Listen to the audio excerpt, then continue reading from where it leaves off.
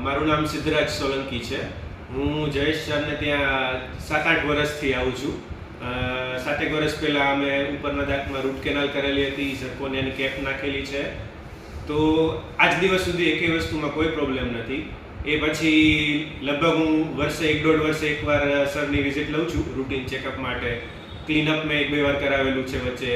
અને સૌથી સારી વાત એ છે આ ક્લિનિકની કે તમને સાચી સલાહ મળશે. તમે એમ કહો કે મને આ વસ્તુ કરાવી છે, પણ સર તમને સજેસ્ટ કરશે કે આ વસ્તુની તમારે જરૂર છે કે નહીં. બેનિફિટ એ છે. અને હું જ નહીં, મારા પૂરા ફેમિલી મેમ્બર્સ એવા છે. મારા કાકાને એ લોકો સરને 25 વર્ષથી ઓળખે છે. તો એટલે અમારા ફેમિલી કનેક્શન પણ છે.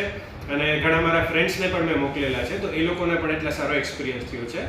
તો તમને જ્યારે એવું જોતું હોય કે મને એક સાચી સલાહ જોઈએ છે અને સારી સારવાર જોઈએ છે, ટ્રીટમેન્ટમાં હું અત્યારે હાલ અમદાવાદ રહું છું, છતાં પણ 5-6 વર્ષથી અમદાવાદ છું. અમદાવાદમાં હજી હું કોઈ ક્લિનિકમાં નથી ગયો. હું રાહ જોઉં કે હું જ્યારે રાજકોટ આવું ત્યારે હું સરને જ બતાવું.